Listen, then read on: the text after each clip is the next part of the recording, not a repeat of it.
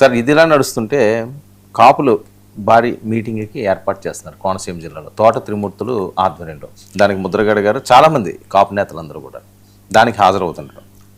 కొంతకాలంగా ఆ మదనం జరుగుతుంది. మన ఉత్తరాంధ్రలో జరిగింది, ఆ రోజు మనం మాట్లాడాము. అంతకుముందు కాకినాడలో జరిగింది. ఖచ్చితంగా ఇప్పుడు ఈరోజు ఆంధ్రజ్యోతి పతాక శీర్షిక కాపులపై వైసీపీ ఫోకస్, ఎక్కడ చిన్నది వచ్చినా కానీ పెంచడానికి వ్యూహం అని. సరే, ఇప్పుడు ఎవరి వ్యూహాలు వాళ్ళు చేస్తారు కదా. ఇప్పుడు చేతులు కట్టేసుకొని ఎవరేం చేయరు కదా.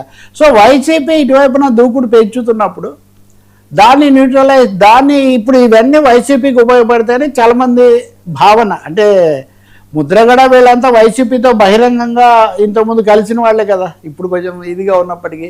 అందువల్ల ఈ గోదావరి జిల్లాల్లో ఆ తరగతి, ఆ వర్గం మద్దతు పవన్ కళ్యాణ్కు ప్రధానంగా ఉపయోగపడింది. అదే అలా మొత్తంగా ఏకఖండంగా అటువైపే పోకుండా దాంట్లో ఒక చీలికో ఒక ముక్కో తెచ్చేందుకు వైసీపీ భారీగా ప్రయత్నం చేస్తుంది. రెండవది, తెలుగుదేశం అనుసరించిన పద్ధతుల వల్ల అసంతృప్తి చెందిన వాళ్ళు ఇంకొకరు అటు వస్తారని కూడా భావిస్తున్నారు. కొన్ని కాపు సంఘాలు మాట్లాడుతున్నది అప్పుడు జగన్ మీద మాట్లాడినట్టే ఇప్పుడు కూటమి మీద వాళ్ళు మాట్లాడుతున్న పరిస్థితుల్లో దీన్ని కూడా ఉపయోగించుకునే ప్రయత్నం జరుగుతుంది. ఇన్ని ఆలోచనలు ఇందులో కూడా రాష్ట్రం నలుమూల నుంచినండి, అన్ని ప్రాంతాల నుంచి, శ్రీకాకుళం నుంచి కడప వరకు కూడా ఉన్న కాపు నేతలందరూ గుంటూరులో జరిగిందా? అంబటి రాంబాబు స్వయంగా పల్నాడుకు వెళ్ళారా? శ్రీకాకుళంలో అక్కడ ఉన్న ముఖ్యమైన నాయకులందరినీ కూర్చోబెట్టారా? కాకినాడలో ఈ సంఘాలన్నింటినీ కూర్చోబెట్టారా? రాజమండ్రిలో ఎప్పుడు జరుగుతూనే ఉందా? ఇక మీరు ఇటు రాయలసీమలో కూడా కొన్ని ప్రయత్నాలు జరిగాయి. అక్కడ కాపులు, రెడ్లు అని కూడా అంటుంటారు, ఇంకా వేరే కులాలు కూడా ఉంటాయి. అందువల్ల ఒక పెద్ద సామాజికమైన ఒక సమీకరణ చేసే ఒక పెద్ద ప్రయత్నం మటుకు జరుగుతుంది. పవన్ కళ్యాణ్ మనల్ని ఏమన్నా నిరుత్సాహం కలిగించారు కాబట్టి మళ్ళీ మీరు ఆలోచించండి, మీరు అది ఎవరు రాజశేఖర రెడ్డితో ఉన్నారు కదా, అది ఎవరికి జగన్తో ఉన్నారు కదా అనే ఒక భావం తీసుకురావడానికి వాళ్ళు ప్రయత్నం చేస్తున్నప్పుడు, నేను వీళ్ళకే పరిమితం కాదు, అసలు ఈ రాష్ట్రాలకే పరిమితం కాదు, నేను దేశమంతటికి సంబంధించిన వాడిని, సనాతనానికి సంబంధించిన వాడిని అనే పేరు ఏమన్నా వ్యూహంతో ముందుకు పోవడానికి ఆయన తన ప్రయత్నం తను చేస్తున్నారు. ఇప్పుడు దానివల్ల తెలుగుదేశంతో క్లాష్ రాకుండా కూడా అంటే వాళ్ళు ఇన్వైట్ చేసిన పేర్లు కూడా కొన్ని మీ ముందు ఇస్తారు సార్.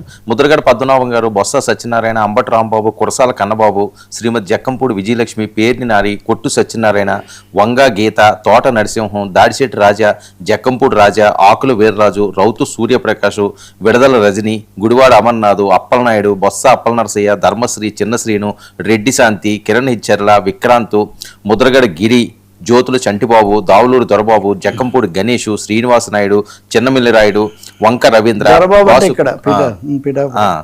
సో దూలం నాగేశ్వరరావు, సింహాద్రి రమేష్, కదిరి రాంబాబు, అశోక్, చాలా మంది ఇలా కంప్లీట్ గా మొత్తం టీం అంతా కూడా వైఎస్ఆర్సీపీ ఎమ్మెల్యే స్థాయి వ్యక్తులు, మినిస్టర్ స్థాయి వ్యక్తులు, సామాజికంగా ఆ వర్గానికి చెందిన వాళ్ళు, ఆ తరగతికి చెందిన వాళ్ళు.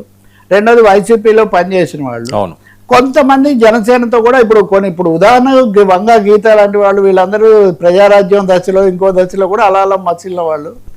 సో ఇక్కడ ఒక పెద్ద కొత్త ప్రయోగం జరుగుతూ ఉంది, ఒక పెద్ద ప్రయత్నం జరుగుతుందని అనుకోవాల్సి వస్తుంది.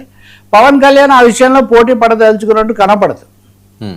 గతానికి ఇప్పటికి తేడా ఏంటంటే 2024 ఎన్నికలకు ముందు ఆయన ఈ తరగతిని ఆకర్షించడానికి, వాళ్ళను చేసుకోవడానికి ఒక ప్రయత్నం చేశారు. ఆయన హరిరామ జోగయ్యను పిలిచారు. నేను ముద్రగడకు ఎప్పుడు వ్యతిరేకం కాదని లాంటి ప్రకటనలు ఆయన ఏం మాట్లాడినా ఇస్తూ వచ్చారు.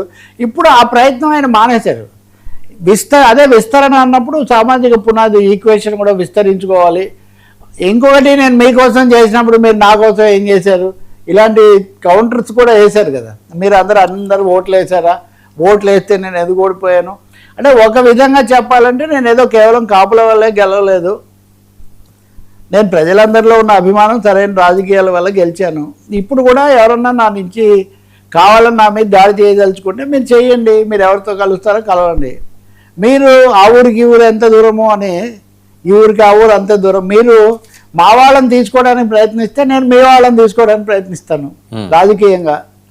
ఇప్పటి వరకు నేను తెలుగుదేశం ఒత్తిడి వల్ల, ఎందుకంటే తెలుగుదేశం కూడా ఒప్పుకొని ఉండొచ్చు నేరుగా, ఇప్పుడు వైసీపీ నాయకులను నేరుగా తెలుగుదేశంలోకి తీసుకోవడం కష్టం కావచ్చు, కానీ వయా జనసేన ఓ ప్రయత్నం చేయండి.